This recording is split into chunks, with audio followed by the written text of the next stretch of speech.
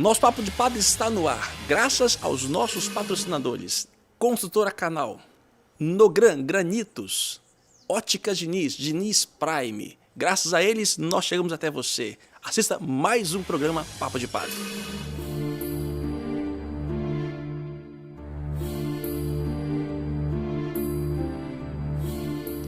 Salve, paz e bem e um Feliz Natal. Na verdade, esse programa é atemporal. Estamos próximos aqui de celebrar o nascimento de Cristo, mas a qualquer momento temos que refletir sobre esse momento, sobre essa entrada de Cristo na Terra. E é justamente sobre isso o nosso programa de hoje. Vamos bater um papo profundo, não um papo superficial não, sobre a encarnação de Jesus Cristo. Vamos refletir, bater um papo sobre o que era o homem antes da queda. Qual foi o motivo da encarnação de Jesus Cristo? O arrependimento do humano não seria suficiente? A disputa entre Jesus e o diabo? Qual o motivo da Virgem? E não poderia ser de outra forma a encarnação de Cristo? E as consequências disso tudo? E olha, eu quero partilhar com vocês a minha reflexão deste programa de hoje. Está baseada nessas três obras, esses três padres da igreja. São Leão Magno é um papa, século IV, um grande doutor da igreja. Santo Atanásio, nós temos aqui a encarnação do Verbo, ou doutor da igreja, século IV. E Santo Irineu de Leão, século III. Três grandes padres da igreja, século III, IV e V. São profundos. Eu quero trazer para vocês uma reflexão aprofundada do mistério. E tenho certeza que a partir deste programa, muita coisa vai mudar e você vai entender por que ele nasceu, o que significa a salvação que ele nos trouxe e todo o mistério da encarnação.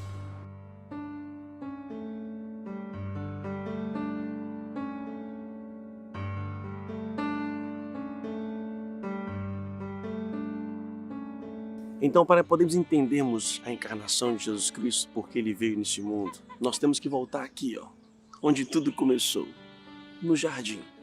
Lembra aquela história de Adão e Eva? Sim, é uma metáfora, para poder mostrar, não quer dizer ali como o homem nasceu, como o homem foi criado, ipsis literis, mas quer nos mostrar alguma coisa. No princípio, Deus nos fez assim, para viver no paraíso. Olha o que os padres da igreja nos disseram.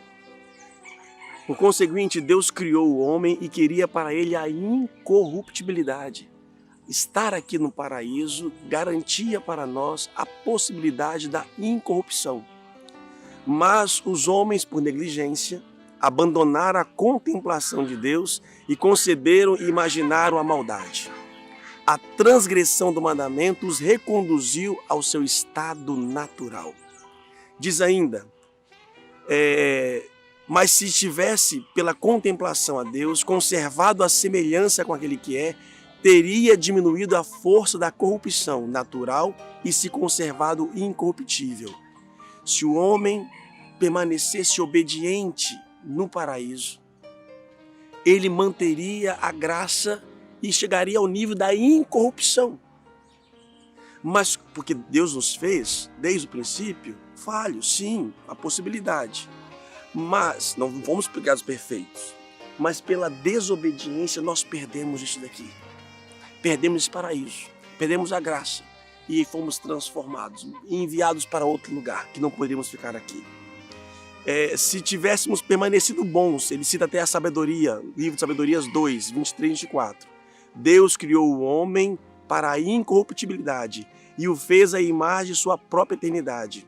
É por inveja do diabo que a morte entrou no mundo. Eis aqui, meus irmãos, o homem perfeito que foi criado aqui, neste lugar. Como o ser humano, desobedeceu, perdeu esta graça. Fomos para onde? Para o mundo. E lá perdemos essa graça. Por isso começamos a entender o objetivo e a missão de Jesus Cristo ao entrar nesta terra. Nós não fomos criados pela morte. A morte é a consequência daquilo que nós perdemos aqui, do pecado. que no Éden tinha tudo. O homem podia fazer tudo, com exceção de chegar perto de um fruto, de uma árvore. É simbólico, é simbólico. O que é aquela árvore?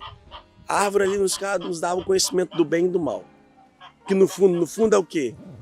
Sair da dependência de Deus e viver por nós mesmos. A serpente, ao tentar Adão e Eva, disseram: se vocês comerem desse fruto, serão como Deus. Vocês serão como Ele. O homem quis ser como Deus, como até hoje insiste em querer ser como Deus. Por isso, ao comer do fruto simbólico, ele está dizendo: Deus, eu não quero viver sob a sua obediência, sob o seu mando. Eu quero ser livre e independente. Ah, é? Se você não quer depender de mim, então eu não posso mais lhe oferecer isto. A partir daí, o homem então é expulso e vai viver no mundo. É desse motivo que começa então a missão de Cristo a entrar nessa terra. Segundo Santo Irineu, um dos padres que nós estamos refletindo hoje, ele diz que, independente do pecado, Deus encarnaria junto ao homem. Porque o Jardim do Éden não era o céu, não era o céu ainda, mas era o melhor do homem nessa terra. E segundo Santo Irineu, ele entraria aqui neste mundo independente do pecado.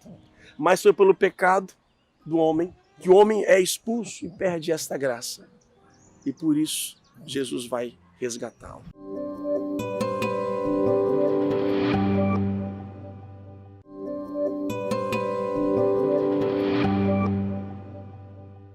Ao comer do fruto proibido, que é o símbolo da desobediência, da independência, o homem então é expulso do paraíso.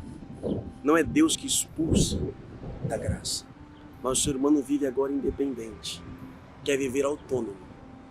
É o que o ser humano faz. Ele perde essa graça. Perde a graça onde vivia. E agora, por si só, as consequências entram no mundo pelo pecado.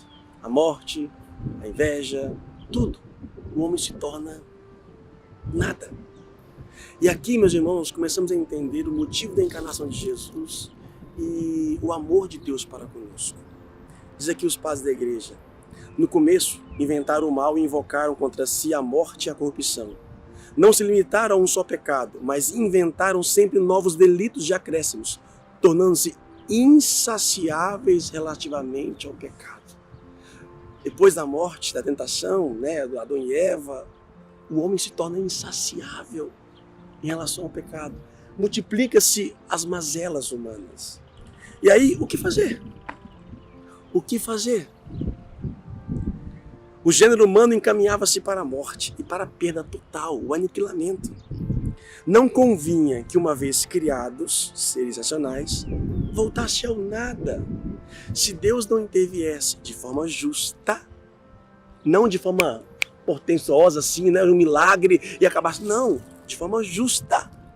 Se não fosse vencido de forma justa, nós caminharíamos para o nada. Isso era incompatível com a bondade de Deus. Deus, se ele não viesse, não intervisse nessa história, seria incompatível, ele deixaria de ser bom. Isso não é a essência de Deus. O que Deus faz então? Começa o seu plano para entrar no mundo. Uma mulher preserva de todo pecado, para que ele possa então nascer no meio dos homens, no meio da pobreza, no meio da miséria, no meio da morte humana. Se o Verbo de Deus não tivesse encarnado e habitado entre nós, a morte reinaria desde Adão até o fim e persistiria sobre todos os homens, uma condenação irremediável. O gênero humano teria perecido completamente se o Filho de Deus, Senhor e Salvador do Universo, não viesse por termo a morte. O diabo pensa que é uma pessoa como qualquer outra pessoa, como pecador, originário do pecado. E esse é o pecado original, porque todos nós que nascemos depois de Adão e Eva, não nascemos mais lá no paraíso, nascemos aqui. E nós somos privados.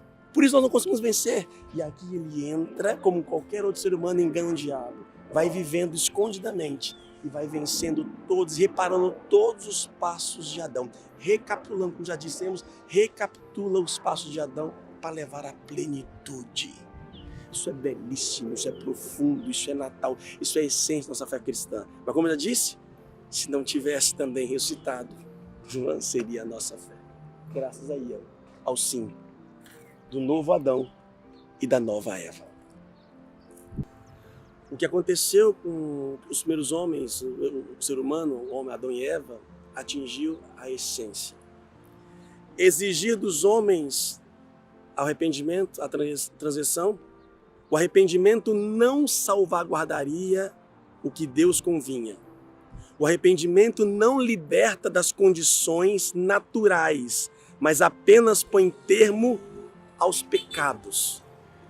Se, portanto, fosse apenas a falta, sem a consequência a corrupção, o arrependimento bastaria.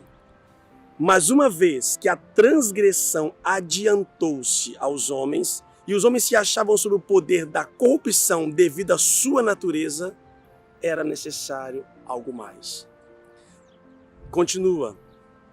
Não bastava o ensinamento da lei, nem a nossa natureza poderia ser restaurada só pelas advertências dos profetas. Era necessário que a realidade da redenção fosse acrescentada aos ensinamentos morais, o que é a nossa raça. Era necessário oferecer por aqueles que deviam ser reconciliados uma vítima que compartilhasse nossa condição, mas estivesse isento da contaminação do pecado. Não bastava pedir perdão. Hoje, quando eu cometo meu pecado pós-batismo, sim, eu peço perdão, confesso meus pecados. Mas o que fizeram no princípio era preciso uma reparação, porque atingiu a natureza humana. Por isso ele se encarna. Porque deveria um homem salvar a todos, ser obediente por todos e pagar a nossa dívida. Chegamos a um momento, para mim, ápice, para entender da encarnação de Jesus Cristo e a luta. São Atanásio e São Leão Magno falam de uma justa disputa para poder vencer com o inimigo. O Filho de Deus assumiu a natureza do homem para reconciliá-lo com seu Criador, de modo que o demônio, autor da morte, fosse vencido pela mesma natureza que antes vencera. Foi aqui, no paraíso, o homem, a serpente, são figuras simbólicas. A serpente, no mundo judeu, antigo lá, era outra cultura. Então os judeus se misturaram. Ao se misturar, perdeu os costumes e a lei divina.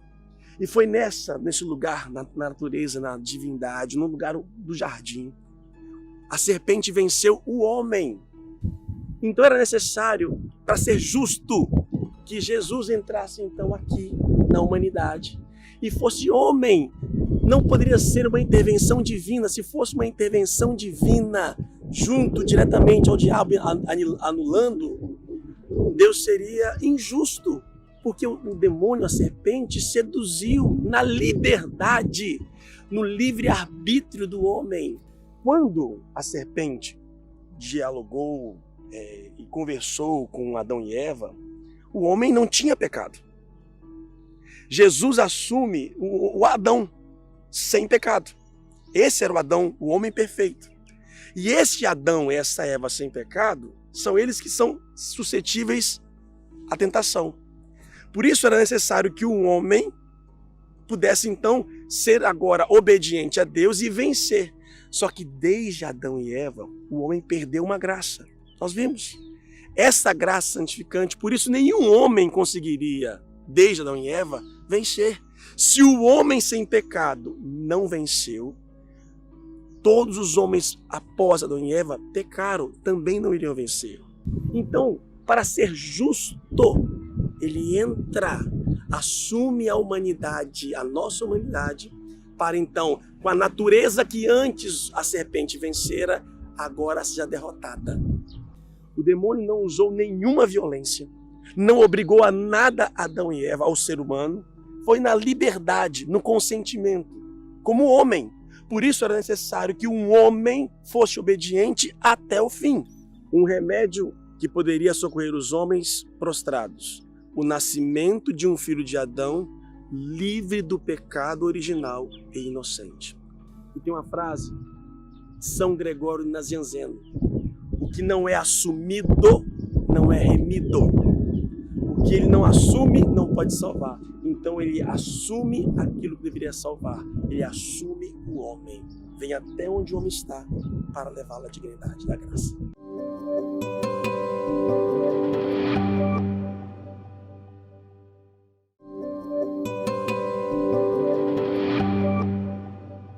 Ele vence o inimigo na obediência e quebra toda a maldição, todo o pacto que havia entre serpente e o homem. Agora o homem está livre. Por que a figura de Maria? Porque ela era virgem. E por que José não é e não pode ser o pai biológico de Jesus Cristo? Segundo os padres da igreja, seria a de ocultar o demônio que a salvação nascera para os homens, a fim de que, ignorando a geração espiritual, não julgasse que havia nascido de modo diferente aquele que via semelhante aos outros. Deus, então, vem ao nosso encontro. Ele vem à nossa humanidade, à nossa pobreza. Ela é preservada do pecado para que ele possa entrar.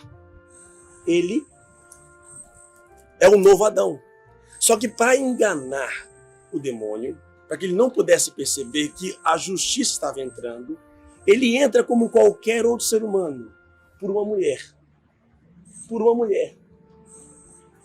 Santo Irineu fala o seguinte, acho muito interessante esse texto de Santo Irineu.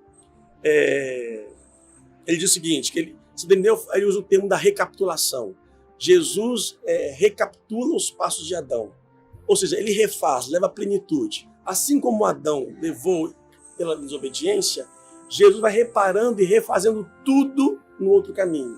E olha que interessante, fala o seguinte, como pela desobediência de um só homem o pecado entrou no mundo, e pelo pecado a morte, assim pela obediência de um só homem foi introduzida a justiça que traz como fruto a vida do homem. E como a substância de Adão, o primeiro homem plasmado, foi tirado da terra simples e ainda virgem, pois Deus não havia ainda a fazer chover sobre a terra, e o homem não havia cultivado, e foi modelado pela mão de Deus, assim Deus, que recapitula em si Adão, recebeu de Maria ainda virgem. Adão foi feito do barro na terra virgem, não cultivada. Por isso, para refazer os passos de Adão, Jesus nasce por uma virgem. Deus poderia, talvez, se ele refizesse o homem, ele não salvaria o homem. Se ele apagasse, fizesse do barro de novo, não salvaria Adão, começaria uma outra obra. Por isso, então, ele entra na humanidade como Adão, como uma terra virgem, ela virgem, e ela gesta, o mal vê, a serpente vê, o demônio. Isso aqui é uma mulher normal, está parindo outro filho, como qualquer outra pessoa. E é aqui que a justiça começa, porque o diabo começa a tentar Jesus na sua vida, achando que ele é como um outro. E é nessa hora, na vida de Cristo, injustamente o demônio tenta, ele não tinha culpa nenhuma. E é por essa atitude de Jesus, da justiça divina, que ele vence, ele paga, ele nos salva.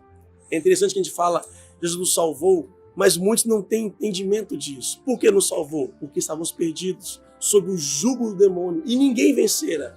Agora ele entra escondidamente do demônio, vive como qualquer outro ser humano, come, sofre, chora. O demônio não percebe.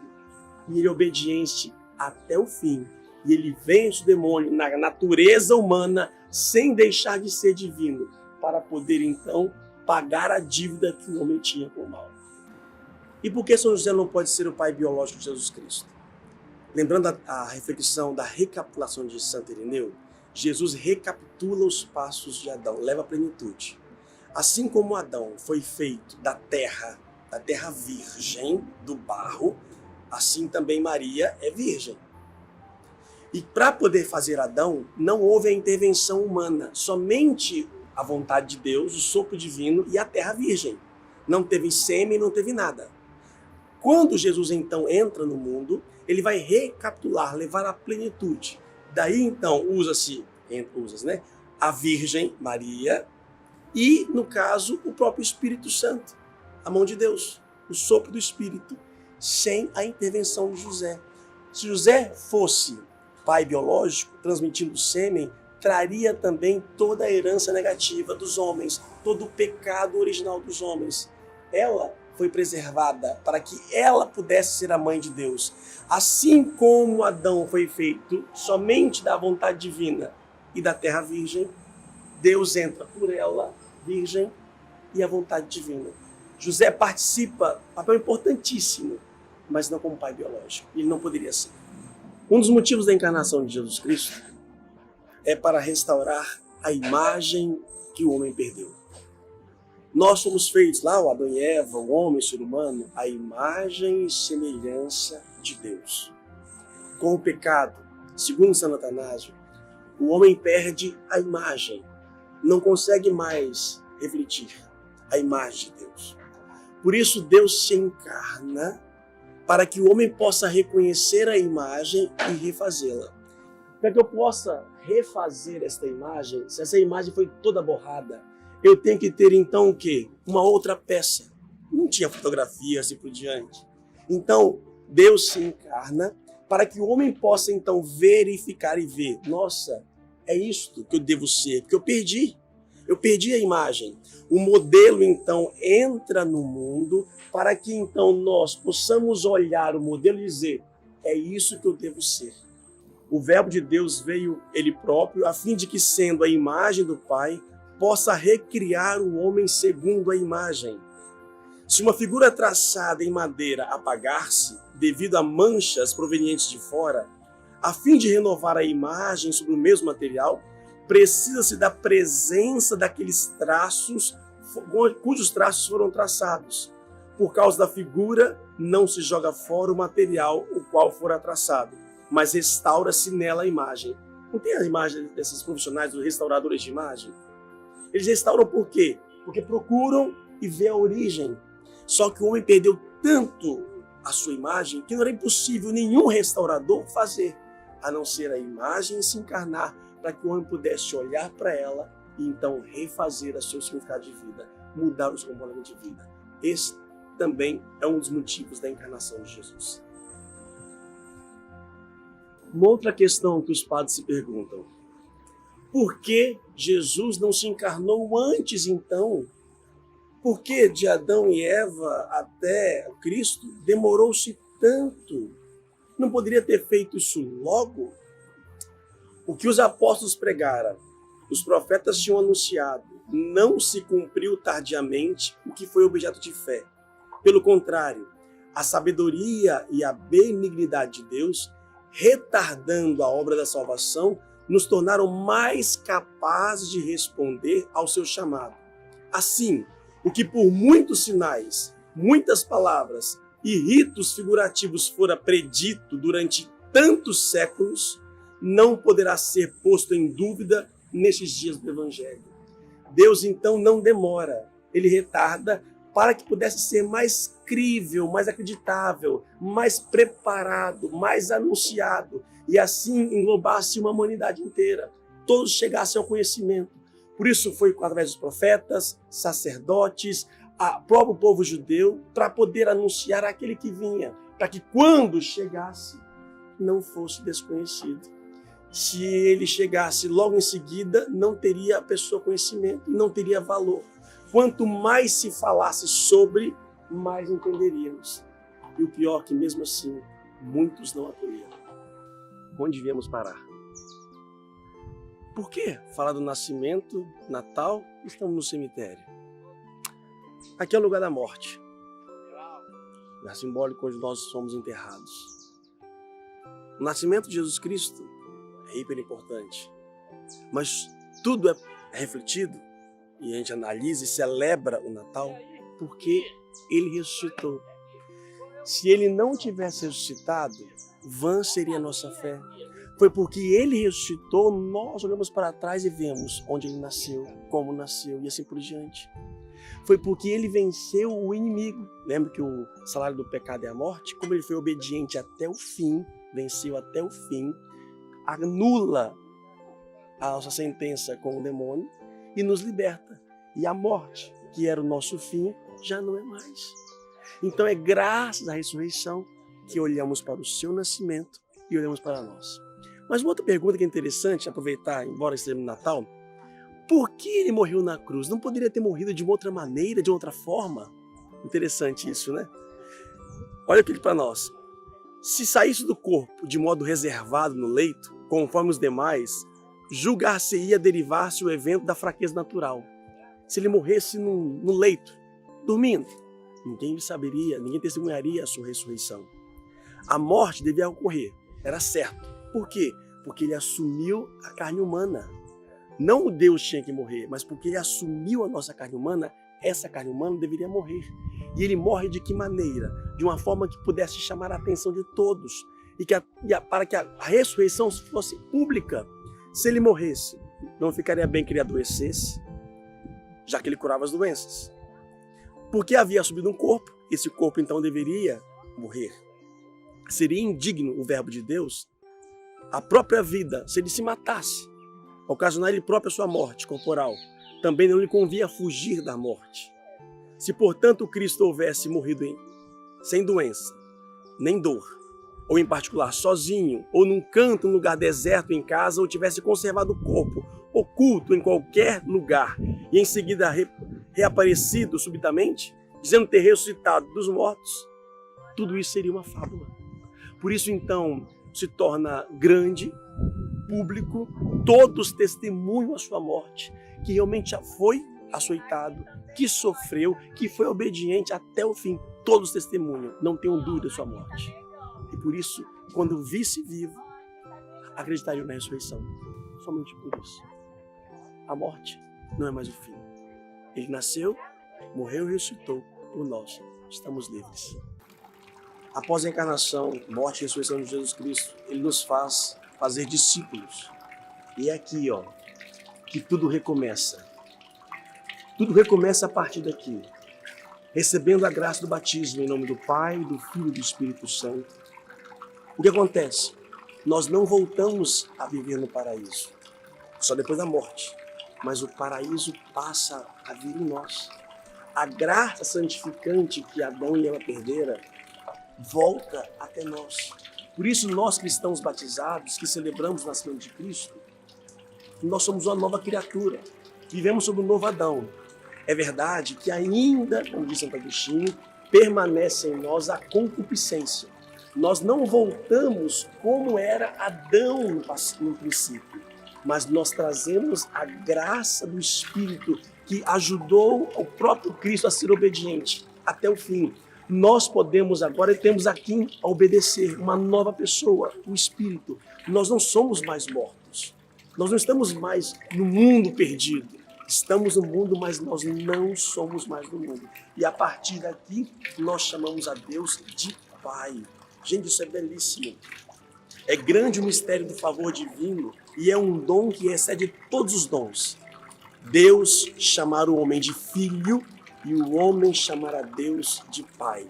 Esses títulos nos fazem sentir e compreender a grandeza do amor que se eleva a tais alturas. Se nas gerações humanas, nas famílias deste mundo, um mau procedimento torna obscuros os filhos de pais ilustres e a celebridade dos antepassados é humilhante para os descendentes indignos, qual será o fim daqueles que, por amor ao mundo, não receiam ser excluídos da linhagem de Cristo? Ou seja, se eu tenho na minha geração, na família, uma pessoa perdida, ruim, um assassino, tudo é ruim. Mas se eu tenho também como herança uma pessoa boa, famosa, que tenha graças, como não é bom? Nós temos na família, pertencemos à família de Cristo, a partir do batismo. Tudo fora recriado. E lembrando que isso começa pela encarnação, pelo nascimento. Assim como renascidos pela graça do batismo, pela graça de Deus, Ele se fez homem para que nós nos tornássemos divinos. Não voltamos ainda ao paraíso, mas após nossa morte terrena, estaremos diante dele. Queremos agradecer ao nosso Deus que se compadeceu da nossa humanidade, do nosso prato, e se encarnou para um pecado de nós. Louve ao Criador, agradeça. Não é uma noite qualquer, é o início da nossa libertação. Obrigado, Jesus Cristo, pelo seu nascimento. Sou e somos uma nova criatura. Feliz Natal. Deus abençoe.